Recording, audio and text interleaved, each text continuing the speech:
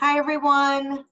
Thank you, Kelsey McGettigan, Relay for Life, and American Cancer Society for inviting us to be with you tonight. My name is Prue O'Brien. I'm a breast cancer survivor since 2019. My story is short, but my journey was years in the making. 7 years ago, feeling helpless watching friends go through treatment for breast cancer, Linda Kutris, our friend Kim, and I wanted to help. We started a band called The Girls, and along with Band Together and Pink Aid, started fundraising for breast cancer. It was great. We had a great time, but into our third year, Linda was diagnosed with triple negative breast cancer. Our cause suddenly became our reality. That year, we had our third concert, this time for the Norma Freem Breast Center and Fairfield's Pink Pledge. Linda was mid-chemo and full hair loss. She rocked the house. We did that for another 3 Octobers. Linda was cancer-free and very strong. That November 2018, I had my regular mammogram and dense tissue ultrasound. I do the same thing every year. I contemplate having the ultrasound because my insurance doesn't cover it and I have no breast cancer history in my family. But thankfully I did it anyway, and that is where my story began. I found out 2 days before Thanksgiving that I had breast cancer. As a single mother with a teenage daughter, I was terrified. I didn't know much about my diagnosis, but I knew that Linda made it, and I called her first. I couldn't tell my family or my other dear friends until I knew what was happening. Thankfully, the tumor was found early and only because of my dense tissue ultrasound. Had I decided not to have it done, this would be a very different story today. My doctors, surgery, and radiation treatments were at the Smilo Cancer Center in Trumbull. I felt incredibly safe there. I prayed a lot as my faith strengthened. My friends and family were there for me and for my daughter. I now belong to a club I never wanted to join, but the support and love is beyond amazing. I feel very blessed to have had access to all of the resources that the fundraising allows. I am cancer-free and taking tamoxifen. I continue to support efforts, not just for breast cancer, but all cancer, as like many, I have lost some wonderful people to breast, brain, and pancreatic cancers. We, the girls, still do our concert fundraiser in October for Fairfield's Pinktober Pink Pledge at the Horseshoe in Southport. Thank you, American Cancer Society, for doing the Relay for Life every year, and this year in particular, amid a pandemic and social confusion. Much love and blessings to all. Thank you. Oh, thank you, Prue. That's a wonderful, moving story, and I'm so happy that you are a survivor and you're here with us. Thank you, Kelsey, for thinking of us for this fundraiser. It's a real blessing to be here. Thank you to the American Cancer Society, for supporting these fundraisers. They're so important, and thank you for letting me share my story. I wanted to say I hope that all of your family and friends are healthy and well. And I also want to send out a prayer to all of the brave warriors who have lost their battle. And I'm dedicating this story to my sister-in-law, Jennifer Trecca, who lost her battle last year, and to my mother-in-law, who is a brave survivor, and to you, Prue, and to all the survivors that are out there right now. And as Prue mentioned, my name is Linda Kutris, and I'm a triple negative breast cancer survivor. I'm a mom, I'm a daughter, I'm a wife, and a friend. And I'm truly blessed to be here today to share my experience with you. I have to say that, when I was asked to share my story, I knew that I was going to have to relive my experience, and I was a little nervous about it, to say the least. I knew I was going to have to relive a lot of the experiences and really take a hard look at really what happened. And I really was wondering, what was my message? What was my takeaway? What was I going to be able to share with you today? And I went through a few iterations, and all the while really struggling on what to tell you today. Was it the way I found out the first touch of the lump on the right side of my breast? Was it going to be the words from my OB/GYN telling me over the phone that it's not the cancer that's going to kill you, it's all the drugs? And oh, by the way, you should get your will in order. Was it the fact that I kept this all to myself for 2 weeks until the biopsy came back? Or when my husband, Stephen, was told about my prognosis and he cried so hard and we all had to comfort him, and that was the real reason why I didn't want to tell him right away. He's such a mushball, and I love you, Stephen. Or, was it about the radiology tech that asked me if I had a will, all the while squeezing the daylights out of my breast for the third time after my 3-hour long visit that day? Or was it the signature that I had to give the hospital authorizing them to administer the chemo that could possibly kill me? In writing this all down, it brought back floods of memories, and the whole thing just seemed surreal. And I just sat here saying to myself, did I go through this? Did this really happen to me? And I thought to myself, I really don't want to, talk about those stories. I really want to talk about,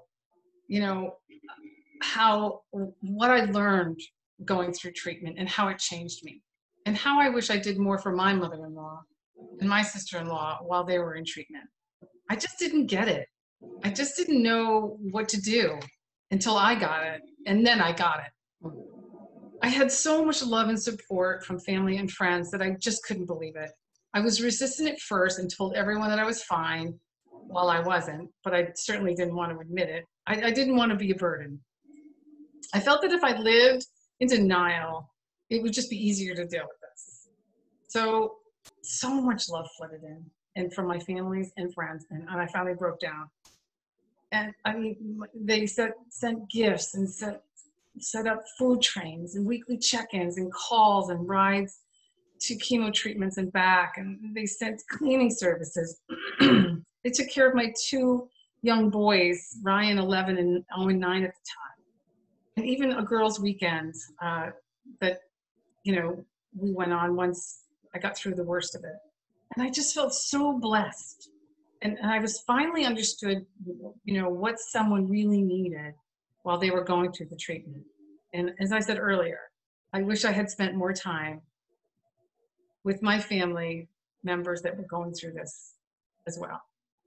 Which brings me full circle to Prue. When Prue was diagnosed, we were all devastated. We just couldn't believe it. It just was like, how could this be happening right now? Kim Manning and I are dear friends, and I stood by her from the beginning and all through the end. We knew exactly what to do. We went through with her to our initial conversation. We took notes. We wrote down everything the doctor said. We drove her to checkups. We stayed with her during her surgery. We arranged food chains and so much more. And it just felt so good to be able to really understand and really know what she needed in this time. And it was just really nice to help her navigate through this so she could just focus on her healing. And from that, I really know now that it's our job as survivors to make sure that every warrior is taken care of, that each warrior has someone to help them through this terrifying journey, and that they're giving everything that they need to get through this difficult time. And that it's not just a list of services that they tuck into your folder, but that there's somebody there to take charge of that list and to help you manage your journey, and to make sure that you have like a luxurious experience when they have to shave your head, or you get a really well-made wig when you don't have any hair to make you feel somewhat whole again. Getting assistance for a mortgage or rides to treatment. And it's important to take care of each other so that they can really focus on the healing. And so much of these things are not covered by insurance. And it's essential for you to be able to have a massage or get some acupuncture and just help you mentally and emotionally get through this. And I can tell you, my insurance didn't cover my wigs. It didn't cover, an $80 treatment for acupuncture, which I so needed. So I think it's just absolutely amazing that these fundraisers are continuing, and we are raising funds to be able to continue to offer services, and the cancers, American Cancer Society has a facility and offers services for, when you're losing your hair. And I think it's really important that we continue to maintain these services and offer these services and make sure that we take care of our friends and loved ones that are going through this, and let them know about all of these things and help them to understand what's available to them and help them facilitate it. So I just wanted to say thank you for letting me share my experience. Hopefully there's a takeaway that someone can identify with. Prue and I and Kim continue to do fundraisers with our band, the girls, and it's just one way to get our voices out there and, fundraise and give and feel like we can actually contribute, because it's such a helpless feeling. And that's the whole reason why we started it. Started doing cancer benefits, because we just felt so helpless. And it turned out, friends and relatives started to get the disease, and it was our way of just giving back.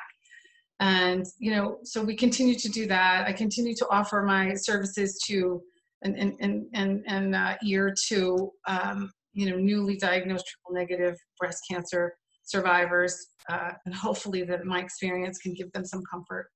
So I thank you so much for letting me share, my thoughts and my views on my experience, and hopefully, it can resonate with someone. And if anyone needs me, certainly feel free to reach out, and I'd be happy to, give you anything that I can to help you heal faster and better.